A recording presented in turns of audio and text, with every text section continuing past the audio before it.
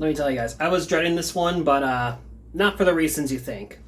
Call of Duty Modern Warfare 2 released November 10th, 2009, and if this series wasn't on top before this, it definitely was now. Call of Duty 4 was a massive success and is often considered one of the best games ever made. So of course, Infinity Ward was going to fast track on a sequel, and it was going to be bigger and better than ever. Development seemed to go smoothly, they made improvements to the engine and AI in the game, there was a sort of star-studded cast for the game, the main theme was composed by fucking Hans Zimmer. This game was positioned to be massive enough, and it arguably helped that this was during one of those video games cause violence episodes in history, and Modern Warfare 2 became a prime talking point across news outlets for it. Because as we all know, if something like this becomes controversial, all it's gonna do is make people want it more. The world fucking exploded when this game came at launch, being at the time the biggest launch in entertainment history, not just outpacing all the other games, but even other popular games at the time like Grand Theft Auto 4. It won countless accolades, especially for its multiplayer. This was the thing everyone had their minds and attention on in 2009. And to this day, it's still considered one of the best in the series, and in some cases, right next to its predecessor as one of the best games ever made. Unfortunately for me personally, I just barely missed this game when it took the world by storm. I wouldn't get into the series for real until the next game we're going to talk about, so I was equally excited and nervous going into this game for this review. I had very little experience with multiplayer, if any at all. I played the campaign in Spec-Ops a lot when I was a kid, and I remember really enjoying it.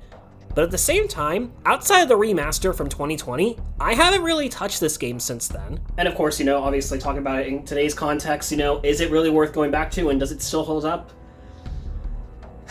There's a lot to unpack with this one, so let's just get into the single player here. So we're gonna do something a little bit different when it comes to the campaign. While I originally recorded the campaign on the original release of the game for this video, I decided not too long after to use the remastered version of the game for the basis of this part of the video. This came out on digital platforms in 2020 around when the pandemic started, and like Call of Duty 4 Remastered, it features a ton of quality of life improvements. A fresh coat of paint, some new areas, extras like cheat codes for collecting intel, but what's really strange about this version is that it's only the campaign. Multiplayer in Spec-Ops is nowhere in sight. Looking back, part of me kind of understands why this was the case since Modern Warfare 2019 and Warzone were doing crazy high numbers, and there's probably a good chance Activision, and everyone else for that matter, didn't want to split the player base like they did with Infinite Warfare. But at the same time, I still have to wonder why this was never added even just later. There's clearly remnants of those modes here in the campaign, and it's reported that this is not only finished, but that Beanox and Raven have also done this for Modern Warfare 3. I don't think it's ever going to happen, unfortunately, given the direction the series has taken since then, but I guess that makes you wonder, is this version really worth playing now? It depends. If you already got nostalgia for this game's campaign, you'll probably like it. If you got it along with those extra cosmetics you get in Modern Warfare 2019 and Warzone, chances are you already have it, because that's sure as hell not a reason to get it today. It's just a really weird release, and I don't think it's an essential one. If multiplayer and even just Spec-Ops were also here, I'd sing a different tune, but this is what we've got. 5 years have passed since the nuclear incident with the Ultranationalists. So, 2016. Yeah, it is. Despite American and British efforts, however, including killing Zakhaev, the Ultranationalist Party managed to take control of Russia, with Zakhaev becoming a martyr. Well, glad that effort in the last game apparently paid off. In Afghanistan, Private Joseph Allen works with the US Army Rangers in an attack on the country, who gets the attention of Lieutenant General Shepard. He is recruited and joins Task Force 141, an international special forces unit led by Shepard. His first task being to infiltrate a Russian terrorist cell, led by Vladimir Makarov, an extremist in the Ultranationalist Party, and the protege of Zakhaev. Task Force 141 is comprised of the best soldiers in the world, their fight against this terrorist cell becoming a primary one in the game. Included in the 141 is Sergeant Gary Roach Sanderson, and hey! That's our boy Soap! Looks like he got a promotion. And just in case you need an idea of what the 141 is capable of, here's a brief mission of them getting an ACS module behind enemy lines in Tien Shan.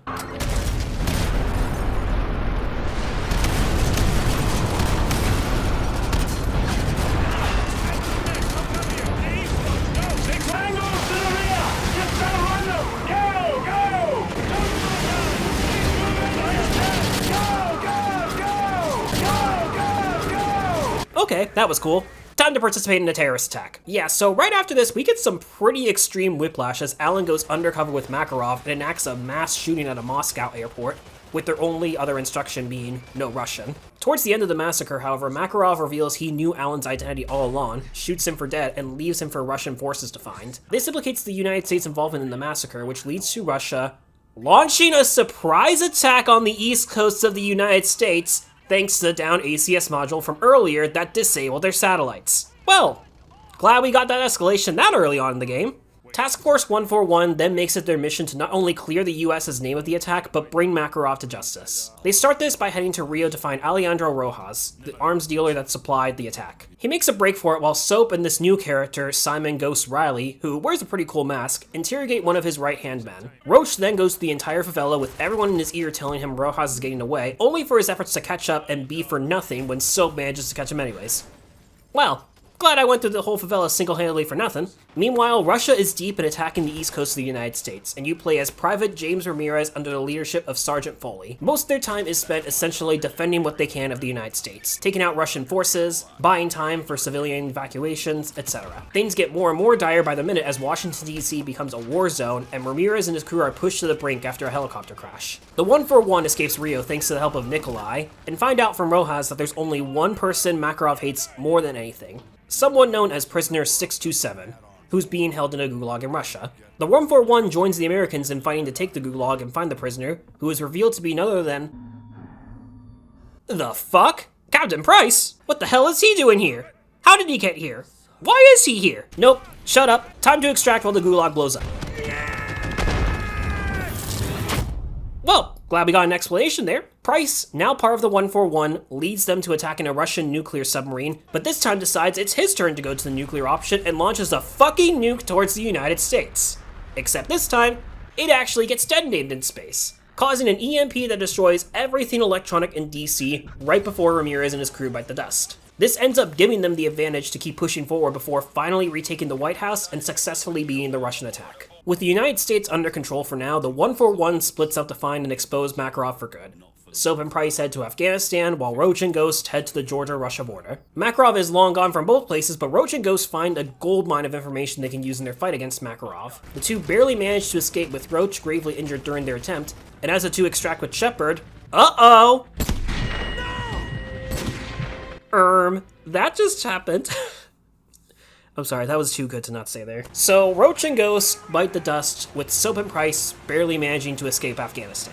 Price makes a temporary truce with Makarov while his forces scuffle with Shepard's private military company, the Shadow Company. Makarov tells them his location, and the two embark on a suicide mission with the help of Nikolai to get revenge on Shepard. They pursue and eventually manage to corner him, but Soap is fatally stabbed in the chest. If you're wondering why Shepard betrayed everyone in the first place, well, this game takes this long to explain it in the first place. Shepard was the commanding officer of the American army that was killed in the nuke in 2011. In response, Shepard decided the best course of action was to incite a war with Russia to not only get those volunteers back and rebuild the United States Army, but to become a war hero who stopped Russia. Well, glad we got that explanation. Okay, I'm gonna stop doing that joke. Anyways, Price intervenes and fights Shepard. Soap manages to pull the knife out of his body and throws it at Shepard and killing him. Nikolai arrives to rescue Price and Soap, saying he knows a place where they can help a mortally wounded Soap, ending Modern Warfare 2 on a cliffhanger.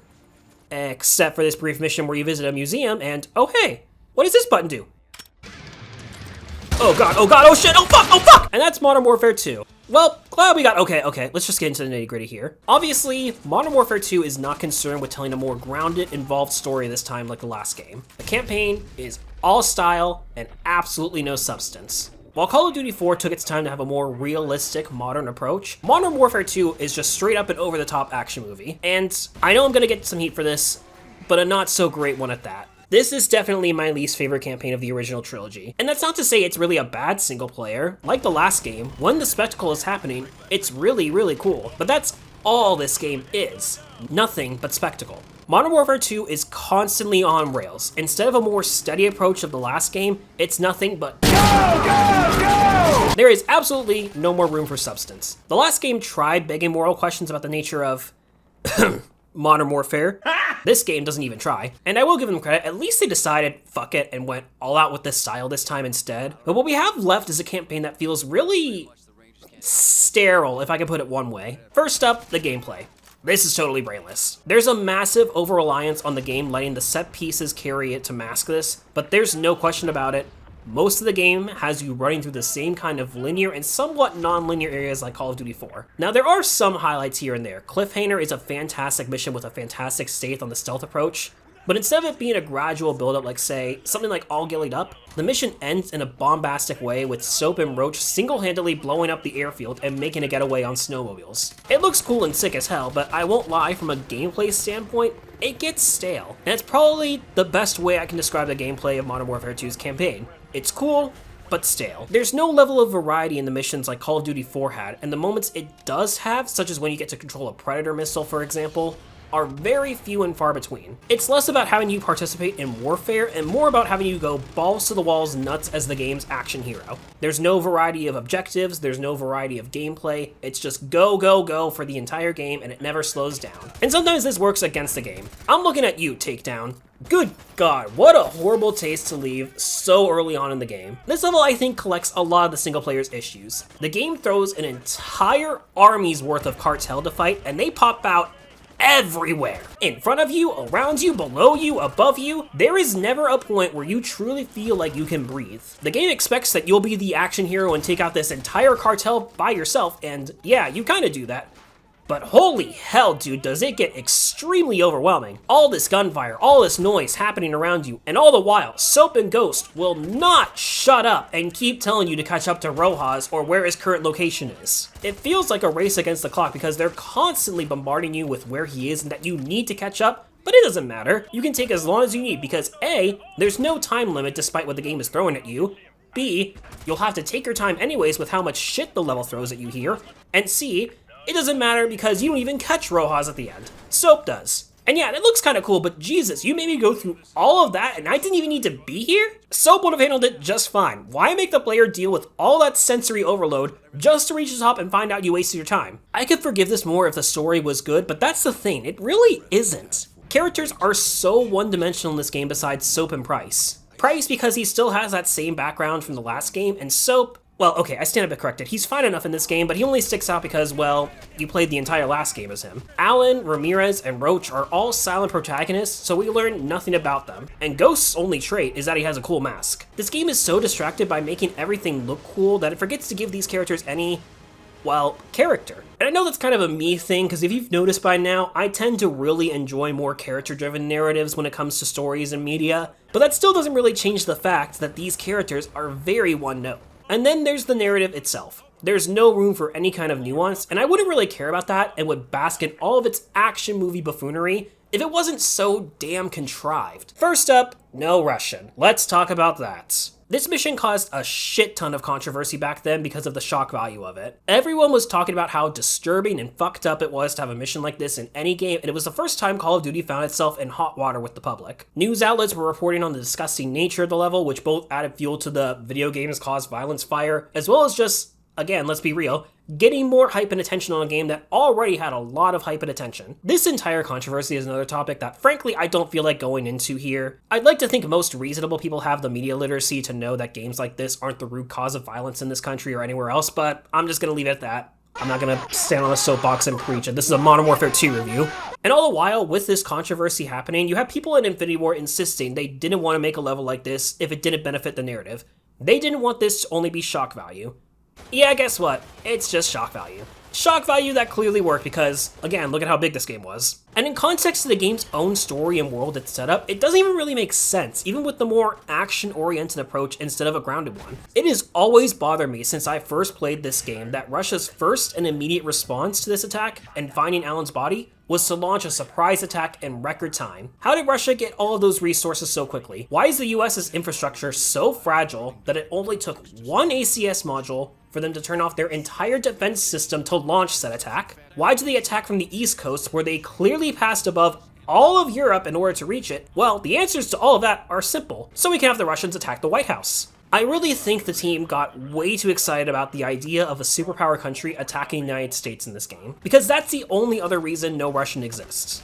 To create a contrived way of getting the story to this point. And I've said it several times, but I will emphasize again, it all looks great. Seeing America become a war zone like this is a sight to behold, especially combined with Modern Warfare 2's great art direction when it isn't stuck in a haze filter like so many games at this time we're in. But the process of actually getting there is so unbelievably manufactured. This also doesn't consider Makarov himself. He's barely in this game despite being the reason this entire conflict kicks in. Most people consider him an iconic villain, yeah, But I don't think that's because of this game, I think it's because of what he does in Modern Warfare 3. Also, consider this. The game establishes Makarov as a villain that has no boundaries and will do anything to achieve his goals.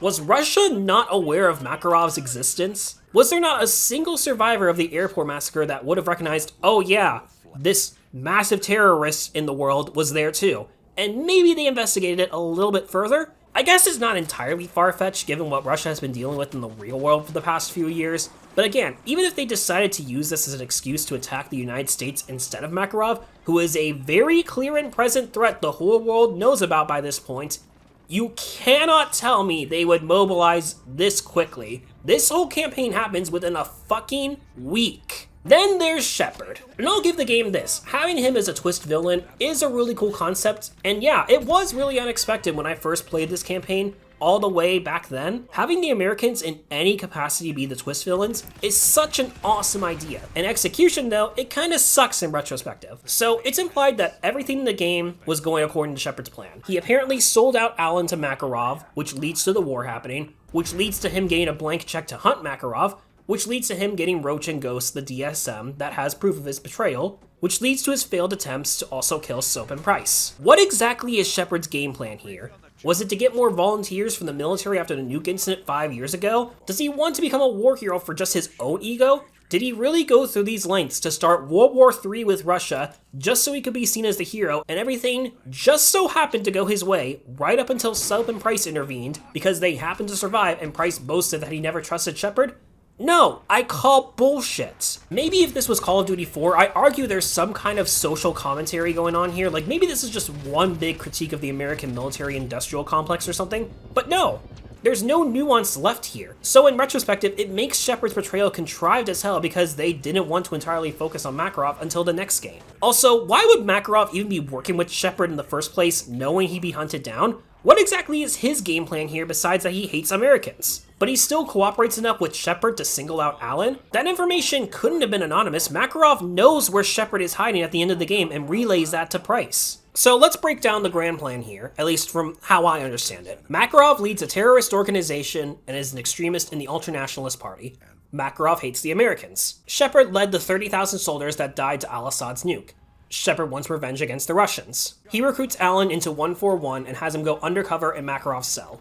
Makarov plans a terrorist attack. Shepard sells Alan out to Makarov. Both exchange this information with the knowledge that Alan's body would incriminate the United States. Both of them then banked on this to work in their favor of letting Russia attack the United States because Russia just so happened to have a downed ACS module from the US that apparently is responsible for our entire defense operation in an event like this. Makarov gets this attack on the US because he hates the US, but wait, now Shepard looks like the man who was right all along and gets a blank check to hunt down Makarov. Roach and Ghost just so happen to find a safe house that just so happens to have precious data of Shepard's betrayal that Makarov clearly wasn't in on because Price makes him aware he won't last long with Shepard hunting him down. Shepard then cleans house with 141 with his own PMC he just happened to have around all of a sudden with the plan to become a war hero in the war with Russia that was started by Makarov. But wait, Price and Soap managed to survive and kill Shepard, so things worked out in Makarov's favor because he got to start a war with the United States, and the last of War for One killed the one major thing standing in his way completely by chance. Oh my fucking god, I'm getting a headache just reading and typing this, Jesus Christ. Like, look, I know I've said it several times in this series, this is just Call of Duty, You really shouldn't overthink it or look into it too much, but the more I think about this campaign, the more I play it over the years, the less enjoyable it becomes. Besides the gameplay being really stale and not having that much variety in it, there's absolutely no substance here. Modern Warfare 2's only concern is looking awesome, but without anything to hold that awesome up, it gets worse on repeated playthroughs. You remember when Batman v Superman came out and it felt like there was no real way to Batman and Superman's fight? Yeah, it looks really cool and awesome, but it didn't have any kind of emotional hook to make most people care about it. That's Modern Warfare 2's campaign. It gets way too lost in making everything look rad as hell, that the story and narrative come out stupid as hell. I'm sure there's going to be tons of disagreement there, but that's just how I feel about this campaign. Modern Warfare 2's got some great set pieces, great ideas, and some great action, but it has no real weight to any of it. Oh man, it's time for multiplayer, isn't it? Alrighty guys. Oh man, this is a journey here. Let me take you guys on a journey on what I had to go through just to get gameplay for this multiplayer on this goddamn game. I'm going to say straight up right now, Do not play this game's multiplayer. And it's not because it's bad, it's in fact great, but the lengths I had to go through in order to actually play it are even more bonkers than the game itself. Modern Warfare 2 is not a very safe game to play, and I had to find that out the hard way across every single platform this game is on. Let's start with the Xbox 360 version. About a year ago, after the matchmaking for the older 360 games got fixed, I went across all of these games to either experience them again, or experience them for the first time, since people were flocking back to the games. This, of course, included Modern Warfare 2. But here's the thing. They fixed matchmaking, but lobbies are still the Wild West. It's not a matter of if you'll run into modded or hacked lobbies, you will eventually run into a modded or hacked lobby. This happened to me late one night playing the game while I was kind of sleep deprived, and the lobby I was in unlocked everything for me. Weapons, calling cards, emblems, close to max prestige, and absolutely everything was unlocked. Most people will probably be ecstatic about this. Me, I'm a constant anxious mess with panic disorder, so my first thought went straight to, oh fuck, my account's gonna get banned. So in a very sleep-deprived and anxious state, I contacted Xbox support late at night to ensure that my account wasn't compromised, that I wouldn't be banned in any way, and to find out Xbox couldn't do anything about my account and I would have to contact Activision support for that. After sleeping on it, I decided my best course of action was to just not touch the game on 360 again, and leave it at that just to play extra safe. Was I panicking way more than I needed to and was probably perfectly fine? Yeah. Was I still being extra cautious to ensure that my account of more than 10 years wouldn't be banned? Also, yeah. Flash forward to a couple months ago when I decided to start this review series and I started collecting footage for some of the games ahead of time. And the memories of my account getting modded came back. I started looking into forum posts from Reddit, Xbox support, Activision support, Steam, GameFAQs, pretty much anywhere to see if there was anything I could do about possibly resetting my account in the game and ensuring entirely that I wouldn't be banned. On top of the fact that I just wanted an opportunity to, properly talk about this game's progression system. I didn't get anywhere initially, so I decided, fuck this, and I bought the PC version on Steam for 20 bucks. This is where I very quickly discovered a couple things that I really should have looked into before buying this version of the game. One, this game was when Call of Duty started focusing on consoles instead of PC. Because of that, the PC version no longer has server browsing. Everything is done peer-to-peer on matchmaking, just like on console. No big deal, I'll use something like Plutonium, a popular client mod that makes the older games safe to play. Yeah, guess what? It doesn't support Modern Warfare 2. So I dug a little further. Remember when Activision took down those other safe clients last year like SM2, which made games like Modern Warfare 2 safe to play on PC? Yeah, I knew those were gone. What I didn't realize was that all of them were gone. So there is no safe way of playing Modern Warfare 2 on PC online anymore. So at that point, I decided I wasn't even going to fuck with it. There goes 20 bucks. So now, I'm at an impasse. I can't play the PC version because it's seriously unsafe, and I don't want to further risk my Xbox account. Again, am I paranoid? Yes. Can I help it? No. So how the hell was I going to review multiplayer of this? I could do local co-op, which was at least an improvement over the last couple of games, but there's some issues there too. You can now create your own classes finally, but for some reason, Infinity Ward decided you need to have a separate progression in local multiplayer, meaning you'll have to level up and unlock everything here separately. Something that, even if I had friends to play couch co-op with right now, is not something I have the time for. So what now? But then I remembered something. While probably the least populated, there was still the PS3 version of the game I could play. It probably had similar problems online, but not only could I use that as an opportunity to start fresh, but the online multiplayer was totally free on PlayStation 3. This was before Sony started making online a paid thing, starting with the PlayStation 4. So for extra caution, I went through the process of making a second account to act as a burner basically, so that I wouldn't risk my main PlayStation account. 20 minutes of painful setup later, I finally have a second PlayStation Network account I can play Modern Warfare 2 on. It took some time, but I managed to find some lobbies that worked, and yes, that included modded lobbies. But whatever. This time, it was on a burner, so I wasn't as fearful of being in lobbies that boosted me. Only to find out that for some reason, every time I backed out of multiplayer on this game, my stats kept getting totally reset. And after joining that modded lobby, sure, I could probably accept something like that, but after playing some of it normally, it kept happening. I had no clue why, and I started researching, which led me to finding out a bug for PS3 online. So basically, after 2019, if you make a new account to play games online on PlayStation 3, it straight up doesn't save your online progress anymore. This isn't limited to Call of Duty. This is just a bug on PlayStation's end that was never fixed because Sony's obviously not in a hurry to fix something on the PS3. Now this brought up a new, opposite problem I had on 360. Either play on 360 with everything unlocked and the potential to be banned, again, probably a paranoid take, but that was my first option, or keep trying to get as far as possible in one sitting on PS3. I did some research again. From there, I found out that apparently if you find yourself in one of these modded lobbies, your stats could naturally reset within 24 hours, if your score per minute is drastically higher than it should be. Basically a fail-safe if something like this happens. At least that's what someone on Reddit said. I don't know how accurate that is, it probably isn't. But still, it gave me some kind of an idea that wasn't exactly ideal. I decided to go back on the 360 version of the game and play it for a while, knowing damn well that I sucked at the game, hoping that the game would register that my score per minute was drastically lower than what the lobby gave me almost a year ago, and reset my stats. After about an hour or two of playing, nothing happened. So finally, with nowhere else to go, I submitted a ticket to Activision support because they don't have a live chat service anymore, and their ambassador program was shut down. Being extra sure to clarify that this was the original Modern Warfare 2 on Xbox 360, so that my account on the current games wouldn't be touched in any way. I had to go through some hoops for it, like the ticket I had to submit was through Black Ops 2, which is, for some reason, the only classic game you can really submit tickets for. But this was pretty much my last shot at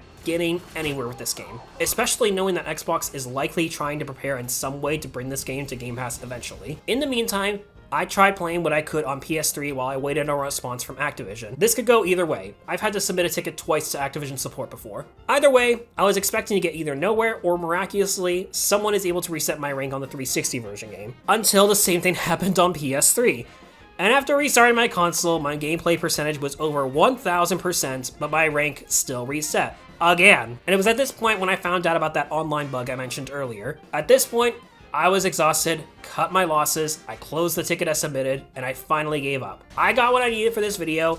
I'm not touching this game's multiplayer anymore. And I would recommend against touching it too. PS3 is arguably the most quote-unquote secure experience I had, but that was also after all of this bullshit I had to endure. It isn't worth the stress. Finally, all of that being said, after playing the campaign twice, once on 360 and second on remastered for PS4, and playing and attempting multiplayer across both 360 and PS3, I decided to get Spec-Ops gameplay on PC because I'm still bitter about wasting my money on that version of the game, and I'm gonna fucking get my money's worth. Yeah, it was only about 30 bucks total between getting this version and later buying the PS3 version used somewhere, but I was still kind of annoyed by it. So, what's the moral of the story?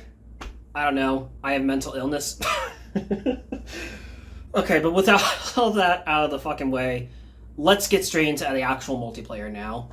I imagine the meeting Infinity Ward had with Activision about this game's multiplayer went something like this. Hey, you guys know how in our last game, the N16 was busted as hell? Yeah?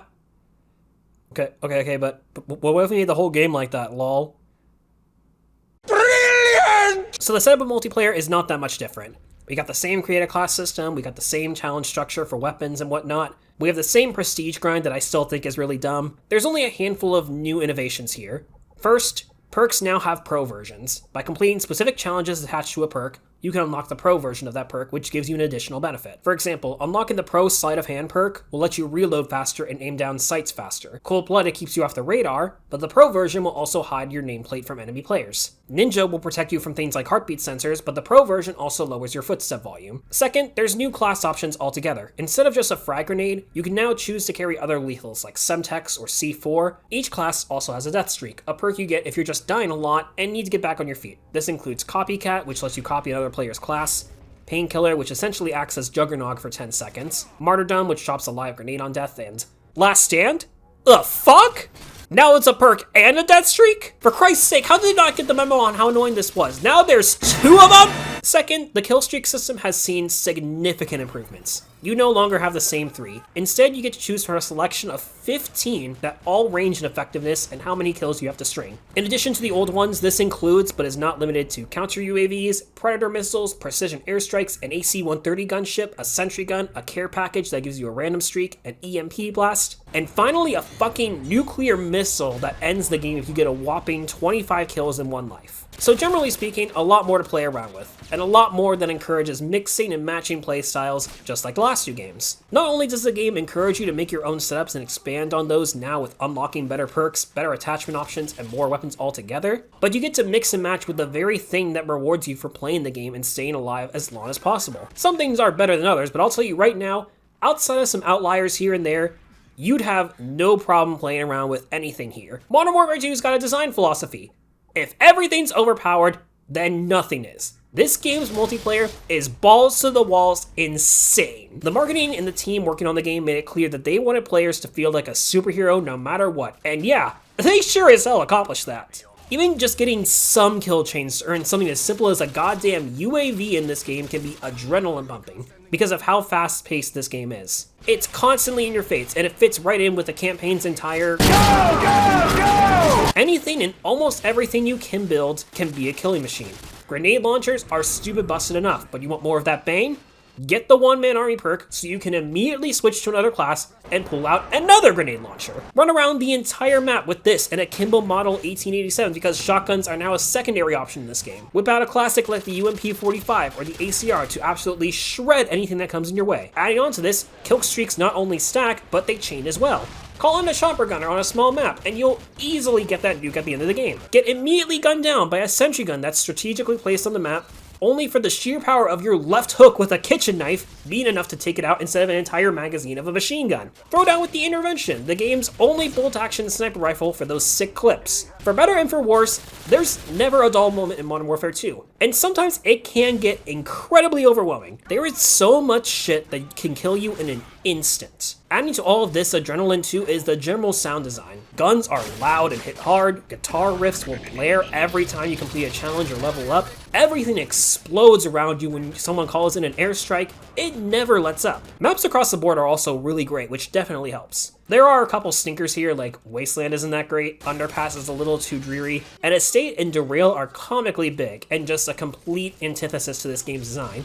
But the rest of the maps, all great. You've got the obvious classics here like High Rise, Rust, or my personal favorite, Terminal. Maps like Quarry and Favela are a blast to play on. Scrapyard and Afghan are just as fun. Something I really like about these maps too is that they encourage experimentation on them. You can get to some pretty cool places on maps like High Rise and Quarry if you're smart enough and know where to look and move. This game's essentially Call of Duty 4 on crack. Inherently, everything is an improvement over the last game, but because the game is so unbelievably unbalanced, it's a non-stop thrill ride. But I won't lie, for me personally, that thrill ride does start to get tiring after a while. And I don't mean because it isn't really accessible anymore, although that's unfortunately a huge reason not to play it nowadays. But while I had these moments where I kept thinking, just one more match, I also had moments where I had to put the game down because it honestly just got so exhausting to play. And if everything I described in this multiplayer sounds overwhelming to you, you're gonna feel the same way.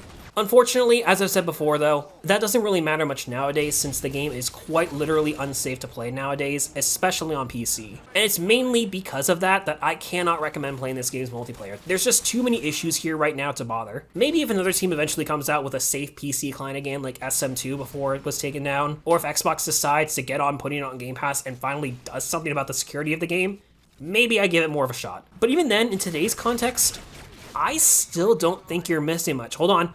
Let me finish. Modern Warfare 2's got personality that the other games don't really have thanks to its unbalance. But the thing is, it's still technically an unbalanced mess. There are later games that I feel not only are more balanced experiences gameplay-wise, but strike a better balance of that arcade-style gameplay that 4 introduced with the fast-paced nature of this game. This is especially the case with Modern Warfare 3, but we'll cross that bridge soon enough. It doesn't help either that it seems like all of these issues were going to be resolved for the game too, only for things at Infinity Ward to completely fall apart in the months following Modern Warfare 2's release. Some of you guys might know where this is going. So as per usual, Modern Warfare 2 got post-launch content with DLC map packs, and in total, 6 new maps were added and 4 returned from Call of Duty 4.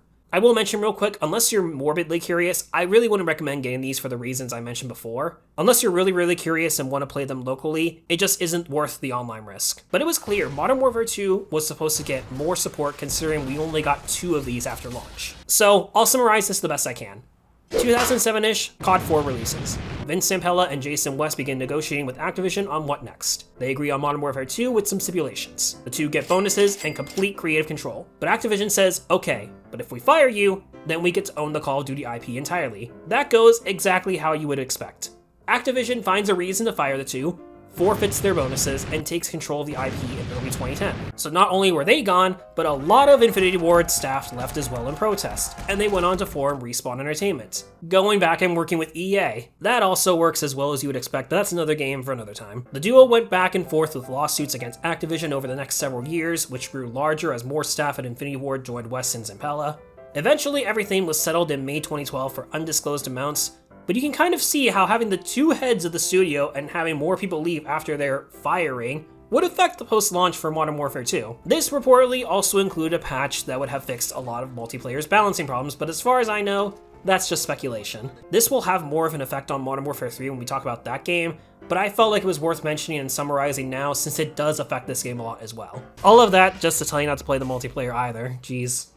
Alright, one last thing to cover. We've got a new mode entirely outside of single player and multiplayer. This is Spec-Ops. It's essentially a collection of challenge levels. You can play solo or with one other friend as you play these missions with predetermined objectives and locations. These challenges range all over the place, but they essentially boil down to reaching the end of a stage, defeating waves of enemies, or completing tasks similar to campaign missions. For example, one of these missions puts you in the favela from the campaign and tasks you with defeating every enemy there is without civilian casualties. Another puts you in the same place from the campaign, but on your own this time without Price's help. One later mission has you downloading data from 3 separate houses with the help of an armored vehicle. It's essentially a co-op campaign without actually being a co-op campaign. And it should go without saying, doing these with a friend is always more fun. There's even a couple that actually require it. Playing it solo though, I'm gonna be honest, outside a few select missions, I'd rather just be playing the single player, and as obviously you could tell, I don't really have the highest opinion on that. Now, it's not that these aren't fun. They are. They're neat, bite-sized challenges that add some more flavor to the overall package. But they aren't doing anything particularly special, and they're done in a heartbeat in some cases. This one mission, Breach and Clear, if you're fast enough, you can quite literally run straight through on Veteran in like 15 seconds without actually fighting anything. Some have their cool moments, like there's a mission called Suspension that has this scripted moment of a bridge partially falling. But other times, I'm just thinking I'd rather play the single player of these games even if I was with a friend. I think the prime example of this is one called Hidden. This is a great idea of a Spec-Ops map. Putting you back in Chernobyl from all gillied up? Hell yeah. Unfortunately, not only is the mission just you going through the first third of the level backwards, but then you have these sections where you fight other ghillie snipers, and they know exactly where you are at all times. So it kind of defeats the entire purpose of this being a stealth-based challenge when I gotta play a round of sniping against enemies that know my exact location at all times. Ultimately, Spec-Ops is harmless. At best, it's a new way to experience some of these levels with a friend and add some variety. At worst, it's passable. But it was while I was playing Spec-Ops here that I started realizing and accepting something. A realization that I just kept denying over and over again the longer I played this game, and then I finally had to come to terms with after getting exhausted with the hidden mission, knowing the entire time I'd just be rather playing all gillied up. Oh shit. I don't like this game anymore. That's gotta suck, right? When you look back at something you once enjoyed a lot when you were younger, only to find out that when you're older you don't enjoy it as much as you used to. I didn't want to admit it, but I guess I'm admitting it now. Modern Warfare 2 falls in that category for me. And it's such a shame because it isn't a bad game by any means. The spectacle of the game is top notch, the multiplayer, balancing aside, has a ton of great improvements that make it better than its predecessors. Most of the maps are classics, the music, hell, I really forgot to talk about a lot of the music. Obviously, we got the fantastic main theme from composer Hans Zimmer, in addition to a fantastic soundtrack for the game across the board. Spec-Ops isn't crazy, but it's a nice and welcome addition. But the more I play this and the older I get, the more holes I start to notice and the more things I start to dislike. I hate how contrived and stupid the plot of the game is. I don't like how they sacrifice story and character in order to make this big show of style over substance. The unbalance of multiplayer and the over-the-top nonsense it exudes gets tiring after a while, and at the same time, while Spec-Ops is a nice and welcome addition, it doesn't do anything too crazy. I really have to emphasize, I don't think it's a bad game, it's still good. But damn, if it doesn't hurt finding out doing this video that, for me personally, it's not as amazing as I remember. In its prime, I can absolutely understand why people love this game. I really loved it at one point too, but it isn't 2009 anymore. And because online is the Wild West in terms of what kind of lobbies you'll find, because Spec-Ops is a much better experience on the couch than it is online with random players, and because the single player is so nonsensical, I can't confidently recommend this game to anyone in the current age. And that sucks to say, because to a certain degree, that isn't really the game's fault. It's the fault of Activision choosing to let this game die the way it has and make it borderline unplayable depending on console. But to another degree, for me personally, there's a lot of stuff Modern Warfare 2 does that I think later games just do better. There's better multiplayers, there's better single players, and there's better co-op options. Hell, there's even new ways to play this game's original maps with the new Modern Warfare 3. Whether they're better or worse, I'll leave it up to you, but regardless, I recommend getting this game with caution. Not just because of the security risks of playing it, but because compared to where the series goes later, it isn't really necessary to go back besides nostalgia's case. In a very weird way, it does upset me to a certain degree that I didn't really get to experience this game's multiplayer like as it was happening, because given the type of player I am with these kinds of games, I know I probably would have been crazy into Modern Warfare 2 back when it came out. And I did feel moments of that whenever I did get into stable lobbies across the console versions of the games. But frankly, given the state it's in nowadays, I was really ready to move on. I mean, sucks to say, but unless this game is safe to play at any point in the near future, I don't see myself going back to this one anytime soon. And that sucks to say. Again, I keep saying it really sucks to say, but like, why does it have to be like this, you know? Modern Warfare 2 is like 15 years old this year, and it's part of one of the biggest franchises in gaming. Why is it still like this for this franchise? Around the time I'm doing the finishing touches on this video, all that drama surrounding the H2M mod has happened. If you guys haven't seen stuff for that, basically, this team of devs was working on what was essentially going to be the remastered multiplayer for Modern Warfare 2 as a mod for Modern Warfare Remastered. And sure enough, just like all the other clients and mods that got shut down last year, this one ended up getting shut down a day before release. And it blows my mind that it has to be like this. Like, this is one of the biggest gaming franchises of all time, owned by one of the biggest publishers of all time, which in itself is owned by one of the biggest companies in the entire world. There's gotta be some way you can, I don't know, make this game at least safe to play. I mean, if Xbox is going to be putting these games on Game Pass at some point, it's gotta happen. But I don't see why they need to have this constant conflict with community and what they're building up. Like, you look at other mods and seeing how official companies will work in tandem with these people who make these mods and clients and stuff. I genuinely do not see why it has to be like this. Like, if you're not going to release Modern Warfare 2's remastered multiplayer, at least make the original game safe to play and not a literal security hazard to play it, especially on PC. Anyways, I was going to end this video a little bit differently, not talking about that. Like, I was going to make some stupid joke shoehorning into the fact that Black Ops is the next game we're going to be talking about in this series, so I don't know how I'm going to be ending this video now. I don't know. Here's a funny bug I ran into when I was playing Modern Warfare Remastered.